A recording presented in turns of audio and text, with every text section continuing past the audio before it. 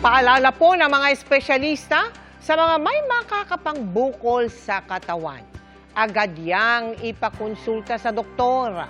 Baka matulad yan sa bukol ng isang dumulog sa GMA Kapuso Foundation. Kasing liit lang noon ang holen, pero lumaki na ngayon. Isa siya sa 17 pinaoperahan natin ng libre sa tulong ng volunteer doctors at donors.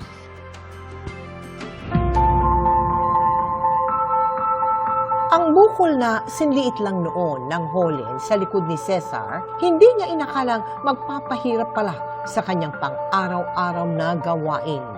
Pag sa humiga ka kasi, hindi ka talaga mapalagay, parang steady ka lang ganun, saka ganito. Kung magbubuhat pa ako ng mabigat, hindi na po kaya kasi sumasakit na po sa ilalim. 2010 anya nang una itong tumubo at pinaoperahan niya noong 2019. Pero makalipas lang ang isang taon, tumubo ulit ito. Mula noon, hindi na siya ulit nakapagpasuri sa doktor. Mahirap kasi din po ang buhay. Lalo ng kasakit din po yung magulang ko yung time na yun. Tapos pandemic pa.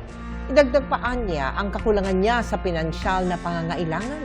Dahil 600 piso kada araw lang ang kinikita niya bilang gas station attendant. Sa tulong ng Jose Reyes Memorial Medical Center, sa wakas, makakapagtrabaho ng maayos si Cesar para sa mga anak. Kabilang kasi siya sa 17 pasyente na may iba't ibang klaseng bukol na hindi cancer na napaoperahan sa Operation Bukol ng GMA Kapuso Foundation. Ang mga lipoma, ganglion cyst, talagang wala naman siya talagang cause o ang tawag natin doon unknown yung cause nila.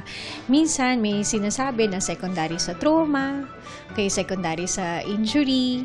Lipoma din, no? Pwede siyang bumalik lalo na kung hindi talaga completely na-remove yung cyst or yung tumor. Sa case natin kanina, totally natanggal naman natin yung lipoma, although medyo nakadikit na siya sa muscle. Tinry natin yung best natin na maubos lahat ng mga tumor niya. Maraming salamat po sa GMA Kapuso. Sana marami pa matulungan ng mga mahirap katulad sa akin.